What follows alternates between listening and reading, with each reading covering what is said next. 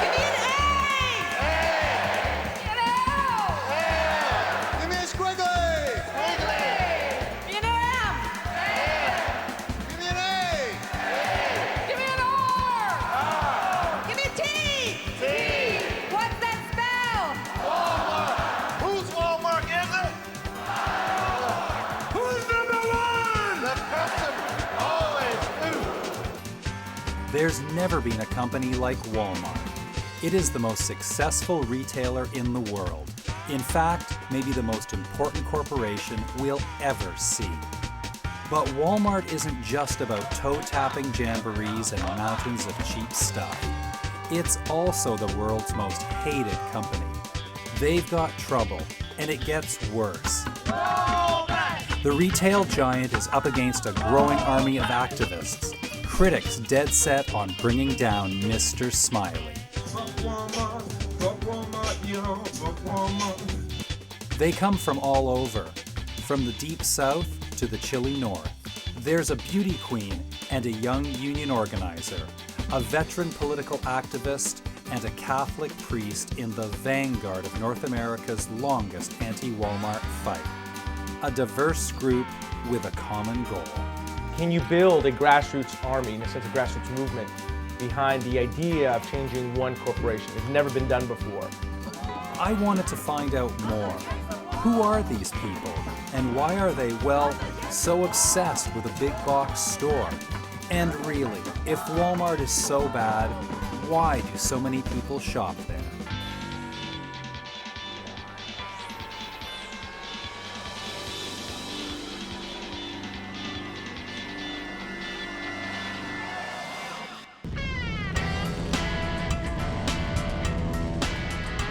To understand Walmart, you have to go to northeastern Arkansas, where Bibles, barbecue, and basketball reign. This is Razorback country. Hey, Suey! Razorback! It's also Walmart country. Bentonville, Arkansas, population 20,000, is home base for the world's biggest corporation.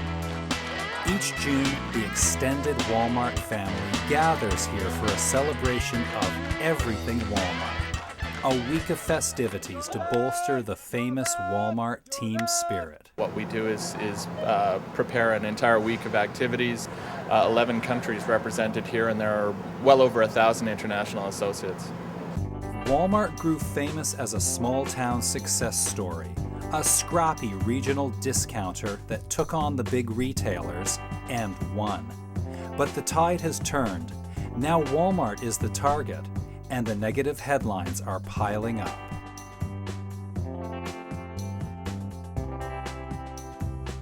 Walmart sees this as a communications problem. So Walmart is polishing its image with ads like this. It all began with a big dream in a small town. Sam Walton's dream.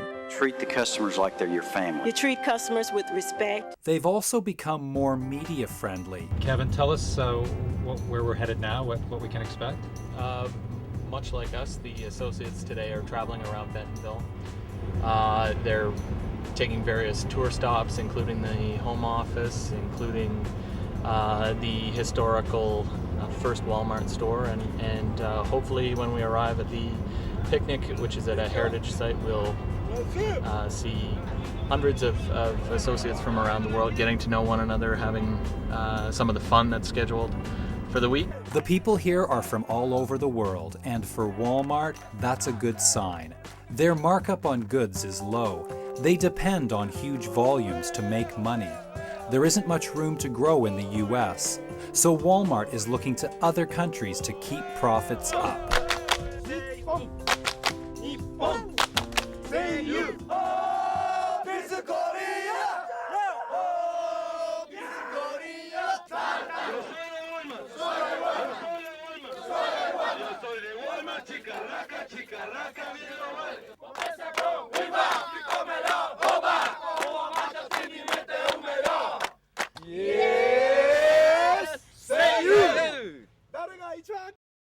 Walmart is the economic engine of Arkansas.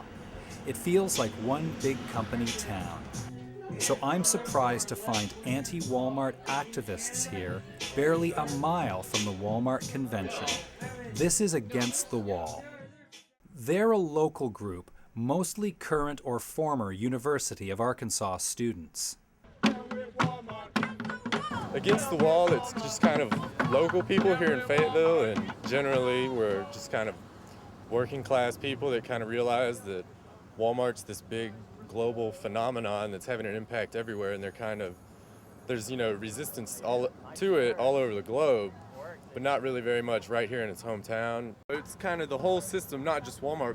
It sounds really great to go and save $5 or $10 on your grocery bills, but really, and it's hard to make people realize that they're kind of stabbing themselves in the back by doing that, because there used to be good union jobs in America, and they're all getting shipped overseas, and Walmart's one of the main proponents of that, and we could all be a lot better off, I'd say, if Walmart would just stop being so greedy. Against the Wall is planning to disrupt Walmart shareholder meeting, but there's a problem. We just got caught putting up graffiti and posters around Bud Walton Arena, which is where they're all meeting, and kind of in hindsight, it was a pretty dumb idea. So we ended up in jail. Big, nasty fines for like 3 flyers. And none of us are ever allowed on the University of Arkansas again. So Against the Wall is now banned from the shareholders meeting, but they'll still march. We're gonna march up that way, and all the shareholders are in all these bars lining this street right now, and so we'll see what they think about our little extravaganza.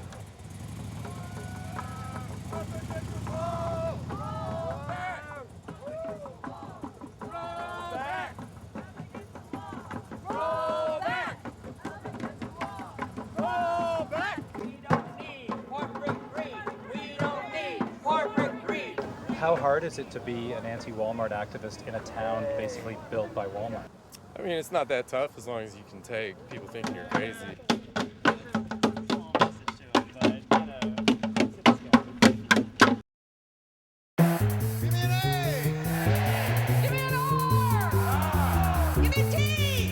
When Sam Walton took Walmart public in 1989, Wall Street thought it was a joke.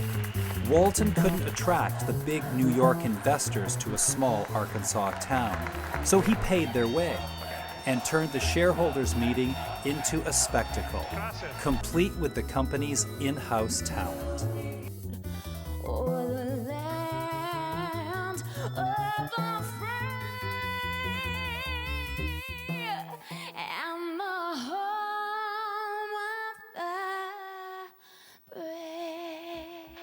Rob Walton is founder Sam Walton's eldest son.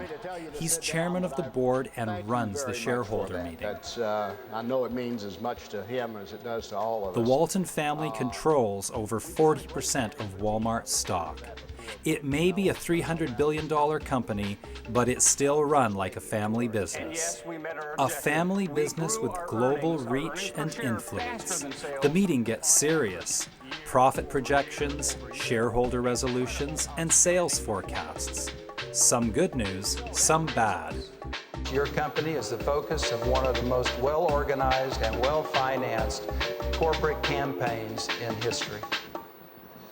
For whatever reason, whether it's our success or our size, Walmart Stores Incorporated has generated fear, if not envy, in some circles. So a coalition of unions and others are spending over $25 million this year alone to try to do damage to this company. But it's not just outside forces that worry the CEO.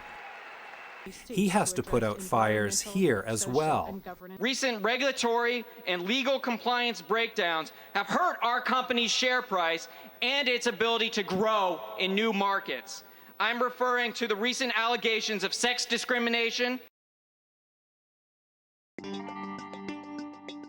of child labor law violations, and the exploitation of undocumented immigrants. Some shareholders are downright furious. that despite mounting criminal investigations and legal sanctions, Walmart executives are still getting fat bonuses and stock options. Shouldn't compliance with the law be a basic requirement for executives to receive their performance shares? Thank you. So, that concludes the business portion of our meeting.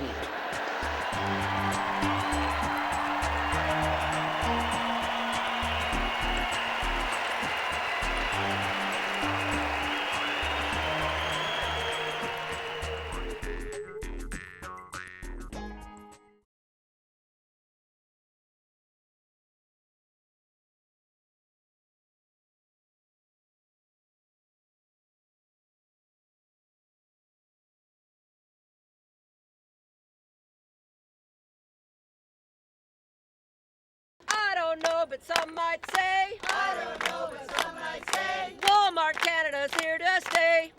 Walmart came to Canada in 1994. It quickly became the country's biggest retailer and private employer.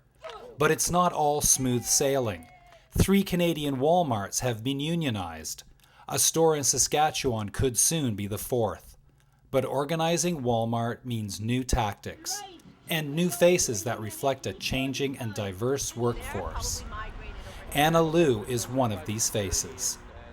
Some of the workplaces or stores, Walmart stores that I've seen and I've heard about from conversations with Walmart employees are just atrocious in terms of how they're being treated. I guess if you're going to work and it makes your stomach sick to be at work, but this is your job and this is your livelihood, you have to organize it. Liu is a new breed of union organizer. Young, university-educated, a person of color, with no union background. No one in my family belongs to a union. None of my friends ever talked about unions. I didn't even know what a union was. Could you move, please? Because this is another store, and this is my duty to ask you to move. Not a problem, please. But it's a long way from Swiss Chalet shop steward to organizing Walmart. Liu has her work cut out for her. There is like this manual that they get their managers to read, and it sort of shows them how to remain union-free in the workplace. I've never even read that handbook, but that's a U.S. document that has never been applied or applicable to Canada. The U.S. is the U.S., this is Canada. We have our own processes, we have our own laws. But Walmart plays by its own rules. 6 months after Walmart workers in Jonquière, Quebec sign union cards, the company closes the store. According to Walmart, it was losing money. The Jonquière store closure was not one of, I think that was easily the hardest thing that we've ever done, ever had to do, certainly in Canada. It's something that we tried very hard not to do. And again, that's another situation where through the lens often of the news media, where people are trying to create a succinct story, the whole story doesn't often get told there. The Jonquière store was the target of a very, very aggressive union drive by the United Food and Commercial Workers Union. Had been for a couple of years. Andrew, how many other Walmart stores have been closed in Canada? Walmart Canada stores? None to my knowledge. No, we haven't closed any to date. Liu and her union brothers and sisters are furious about the closing of the Quebec store. The stakes are high. Walmart plans a massive Canadian expansion. Walmart's Canadian expansion is seen as a threat to union members' hard-won wages and benefits. So the union is taking their fight to Walmart's doorstep. I want you folks to know that at this point we have 2 unionized Walmarts in Quebec, one in Gatineau and one in St. Heights in Quebec. So the organizing drives are still going on, and we won't back off until Walmart backs off. We're going to strategize about how we can get into the store and hand a letter to the Walmart workers inside the store to let them know why we're outside, that we are in support of them, that we want to work with them to improve their working conditions. You'll be going in once you get into the store, you will be by yourself. Once you have been identified and you are asked to leave, just say okay and leave the store. We don't want any confrontation. So at that point, just leave the store, and if they touch you, make sure you say really loud, "Don't touch me!" Okay? Because they're not allowed to touch you.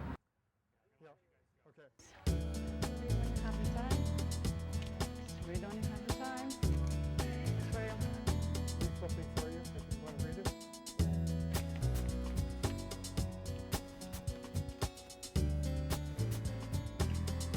And fruit to the man.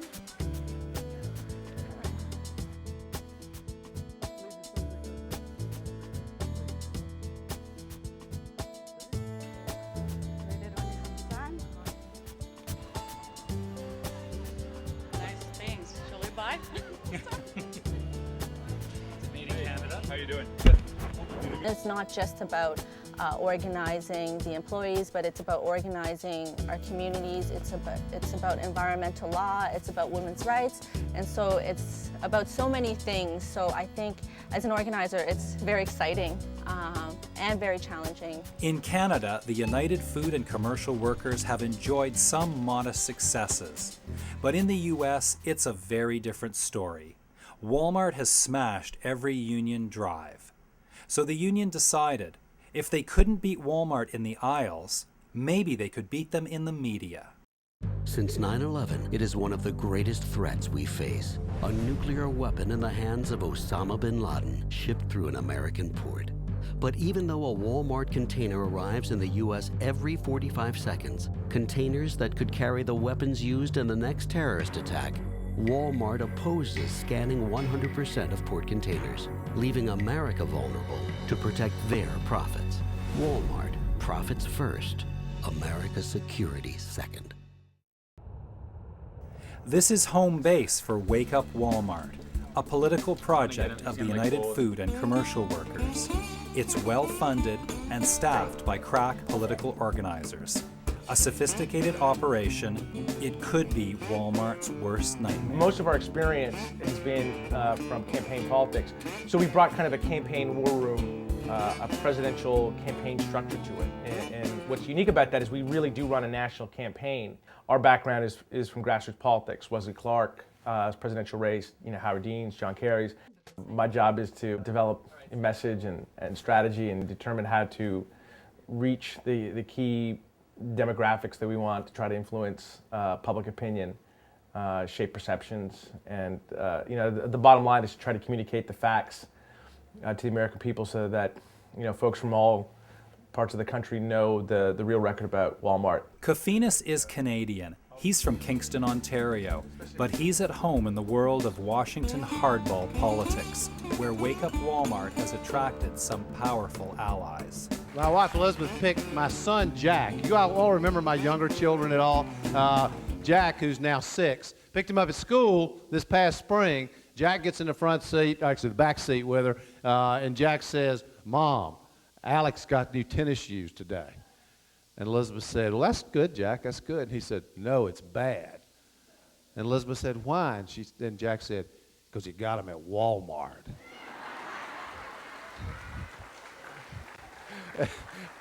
And Elizabeth said, "Well, why is that bad, Jack?" And he said, "Mom, don't you know, they're bad to their workers." Listen, if a 6-year-old can understand it, America can understand it. And that's what we're here about today. You cannot separate the future of this country from the future of Walmart.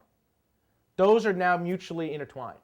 So if Walmart continues to go down this path of irresponsibility, it's not going to simply just impact its workers and their families. It's going to take this country in the wrong direction.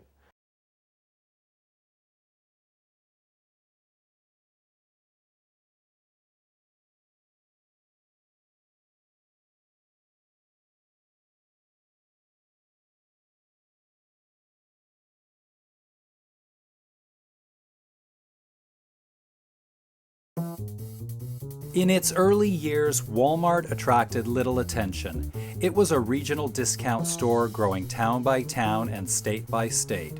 It's not until the early 90s that Walmart explodes into the public consciousness. International expansion to Mexico, Canada, China, and Britain.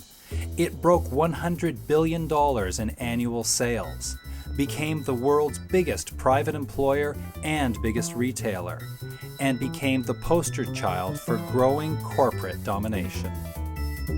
What happened in the 1990s that I think led to this paradigm shift in terms of corporations becoming much more powerful and influential in the world, a number of things converged. There were technological innovations that made it possible for corporations to operate on a global basis. The internet, even before that, fax, cheaper long distance, more efficient long distance, enabled corporations to really spread out over the world and be able to communicate instantaneously with head office and branch plants. Transportation, something as mundane, for example, as container technology. All of a sudden you have the possibility of very cheap global transportation.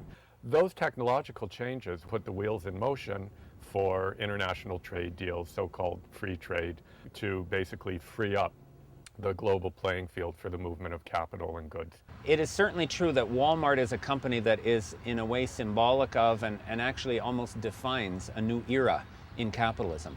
The scale of Walmart, its size, its ruthless focus on cutting prices to consumers, and then this incredibly sophisticated network of information and logistics that it has. That has allowed it to not only set a standard for other companies, it has actually become an economic force in and of itself. The level of consumer price inflation, for example, has been significantly affected by Walmart and Walmart's own operations. And that is astounding when you think that a whole country's macroeconomic performance can be affected by one particular company. The Walmart effect means the social and economic impact of such a large and influential company. Walmart, every year, relentlessly, very systematically, is pushing to drive down the cost of its purchases. Walmart says, hey, we're doing this for our customers. And they are. But what this means is a company with that amount of power is it forces these supplier firms to in turn cut the wages and working conditions and benefits of their own employees, or move to Mexico, to Central America, or to China. And so there's kind of the Walmart effect is this sort of this relentless downward pressure on wages and benefits, both in retail and in manufacturing.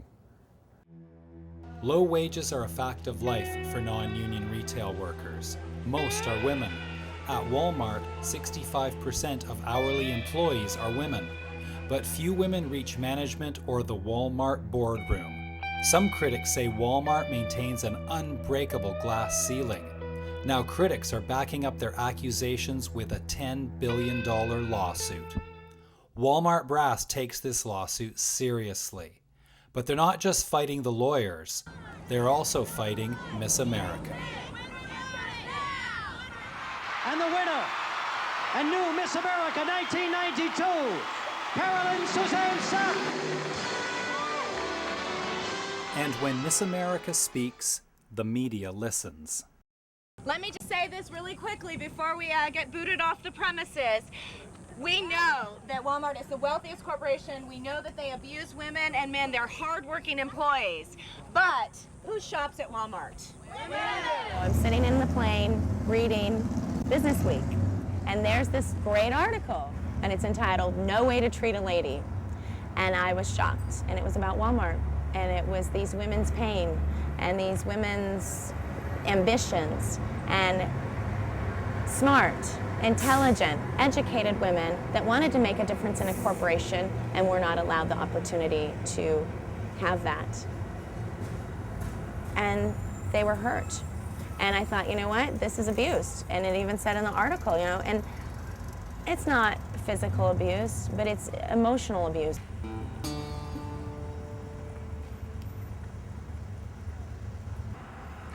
I think having experienced domestic violence and having to, I didn't know anything. I had to educate myself. To step away from it and realize that it had happened to me and that I was almost killed, there's an education process that I had to go through. So Sapp founded Wal-Mart versus Women and began a cross-country crusade to change Wal-Mart. I caught up with her at a union conference in a crumbling southern resort town. She's here to tell the brothers and sisters about Dukes versus Wal-Mart, a $10 billion discrimination lawsuit. I get to introduce our next speaker, Miss America 1992, Miss America Forever, Carolyn Sapp.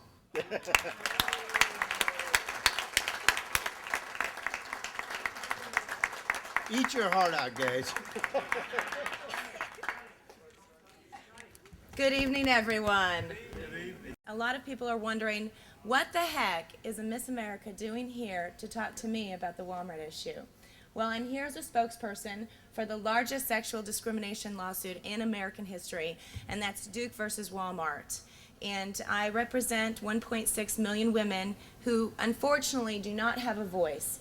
And sometimes they're not allowed that opportunity to share their stories, and that's where a former Miss America comes in. But I wondered, how does the union rank and file relate to a former beauty queen?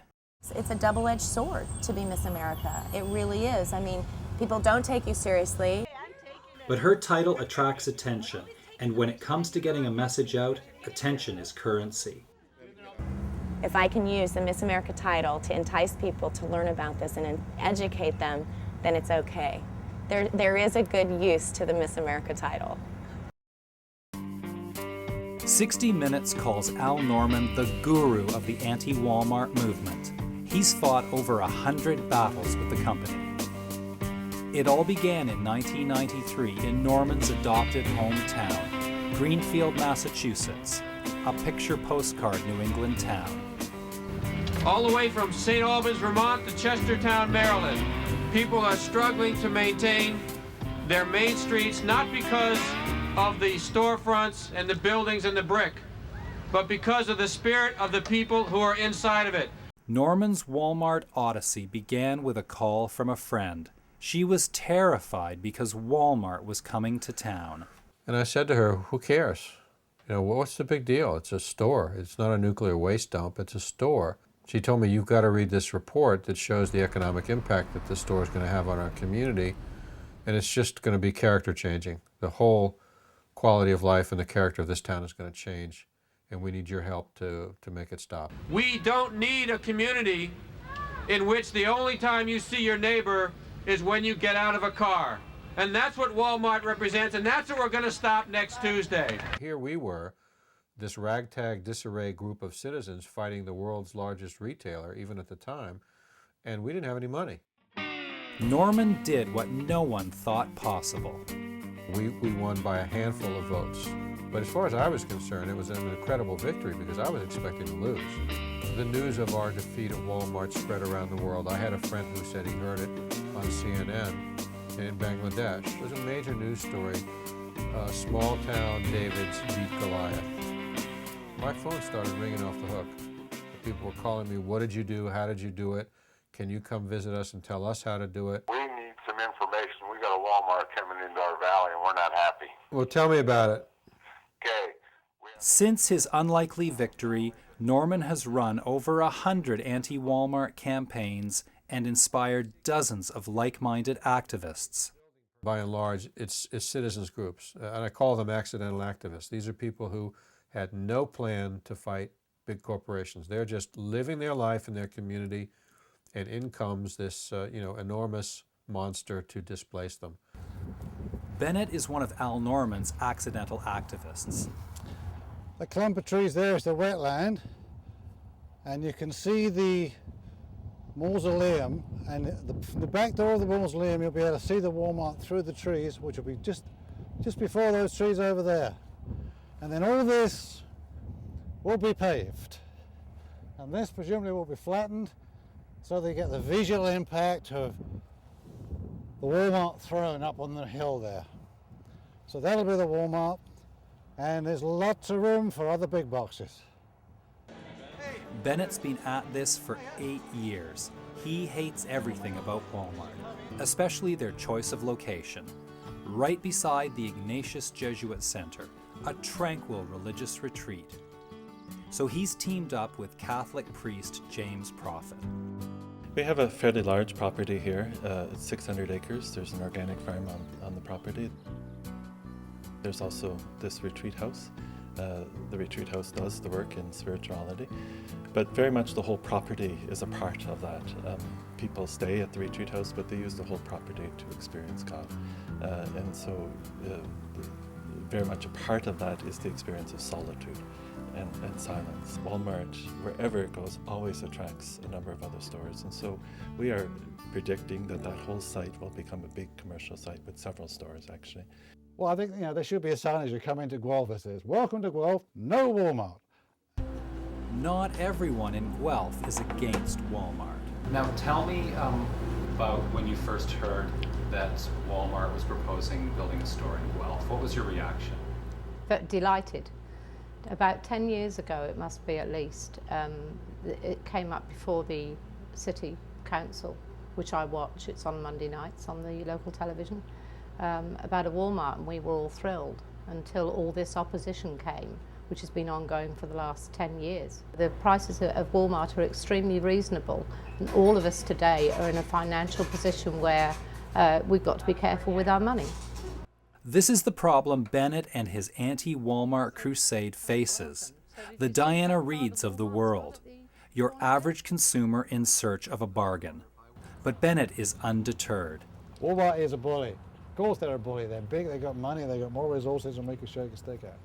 And after a decade of protests, he's shifting this fight, from agitation to litigation. Bennett and the Jesuits are suing Wal-Mart for allegedly violating religious freedoms. There is no place for a Wal-Mart store or any commercial development between three sacred sites, really, 2 graveyards and our own property.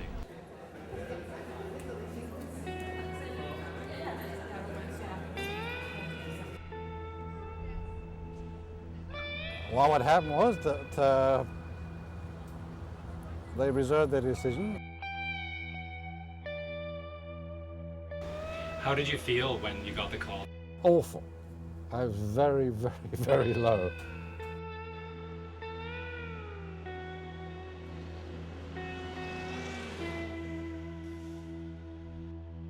Bennett's been fighting Wal-Mart for nearly a decade.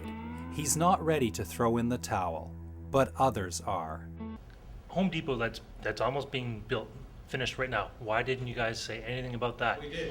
And then if it's a derelict piece of land that's been sitting empty for years and years, I've heard they've want to accommodate with quieter HVAC systems, lower lighting, more green space. What more do you want from a neighbor?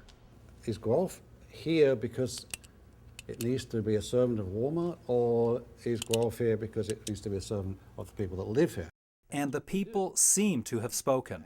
Bennett's camp reveals an ACE card, an anti-Wal-Mart petition bearing over 11,000 signatures. 10% of Guelph's citizens have signed. 11,599 names. And okay, and so now we look like we got another 100 here. We have sheets still coming in, and so on. So it's still moving.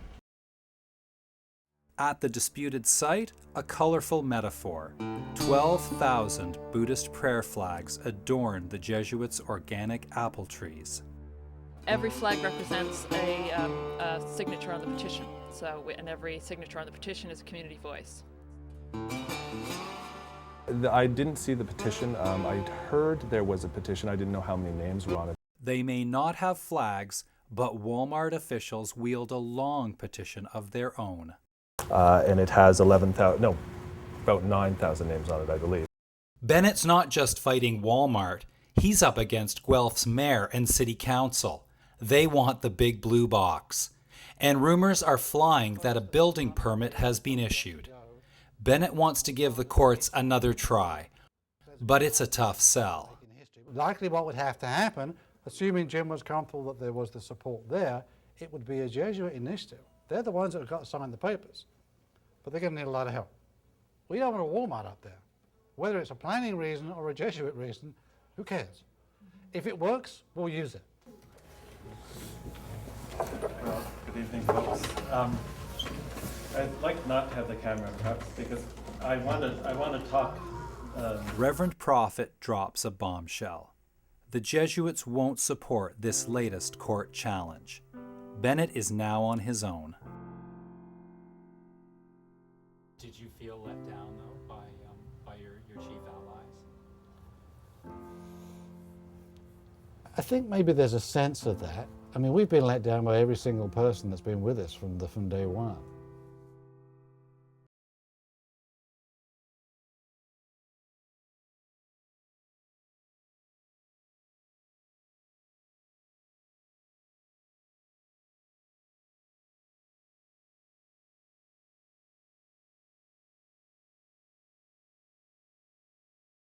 Christmas is to Walmart what food is to a starving man. They can't live without it. December sales represent 30% of the company's revenue. But this year, Wake Up Walmart's Chris Kafinas wants to play the Grinch. We launch every year, we do a holiday campaign. This week actually is one of the most significant ones. It's the faith-based campaign that we launch. And it's the title of this particular phase of the holiday campaign is America Pray for Walmart to Change. We try to coordinate our what we refer to as the air actions, which is paid media or radio or print or whatever it might be, and then on the ground actions. Communicate what has been kind of an underlying part to the campaign that values matter. This is Kafinas' chance to reach a massive media audience. So he's spending $1 million to buy television airtime in 30 major U.S. cities to run attack ads like this. How many years would it take an average Walmart associate to earn what Walmart CEO Lee Scott did in just 1 year? 1,000 years. 1,000 years.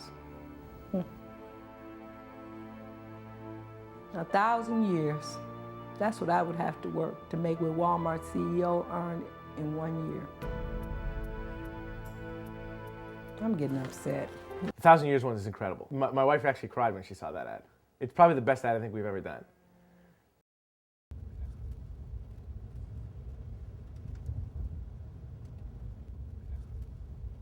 We got a fax and it just essentially said, appeal turned down, or leave to appeal refused. It's weird, a little handwritten thing, maybe 15 words, and that's it. It's over. Oh, you've been fighting this for 10 years of your life, and this is sort of the end of this fight. It's pretty well the end of this fight, yeah, I'd say. Taking a huge toll on me and Gail. It's a lot of work for us, a lot of this all the time. So that's a relief, but obviously I don't like the ending. But nothing will change the fact that, when the community, and they keep saying, oh, it's just a bunch of, 2 or 3 rabble rousers. Well, we know that's a crock. We know there's a hell of a lot of people really worried about this.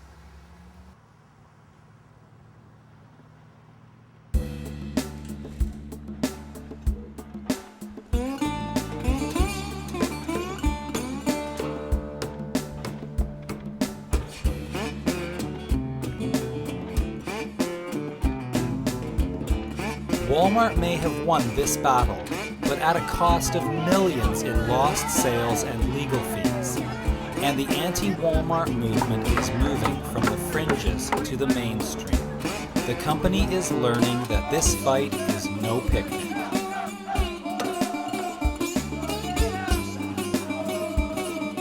Since we started filming this documentary, Walmart abandoned its Korean and German stores. The Japanese division lost $1 billion in a single year. In China and Britain, Walmart was forced to sign union contracts. And it gets worse. Democrats now control the U.S. Congress. Many are sworn enemies of Walmart, and an anti-Walmart president is a distinct possibility. Walmart is making a large profit, and they don't have foreign competition. What they are doing, though, is driving wages down significantly for not only workers at Walmart, but they're also driving down wages for competitors. How did the world's most successful company make so many enemies? Was it poor management, arrogance? And how much credit goes to the anti-Walmart movement? Up against the wall! This movement has brought to the center of the political agenda issues of health insurance, unionization, adherence to the labor laws that already exist. I think, and that's made that a political issue, and I think that's the most important thing the anti-Walmart movement has done. Walmart is clearly listening to the critics, and the company has stepped up its image campaign. Suddenly, the big blue box is going green, and they've made sustainability their watchword. It's more than just PR. They'll save money, too. That's probably a good direction to be moving in, and it seems to me that that's where we're moving, at least in this company. I think the company is changing, and I think it's wonderful to see that. We've seen definite strides with different structures within their corporation, and I can't help but think that there's got to be a chance that we had some impact in their decisions to make those choices. So proud.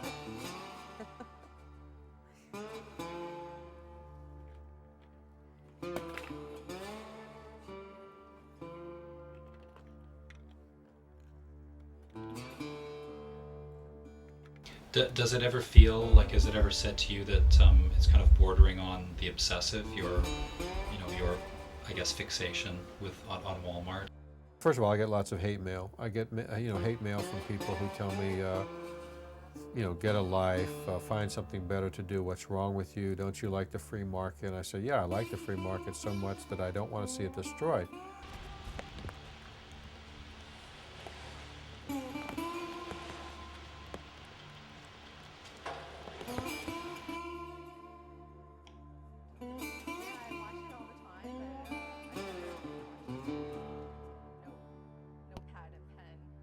Now, there is a presidential election coming up in 2008. Will Chris Kofinas go back into presidential politics? Oh no, we are fully we're fully committed to this one.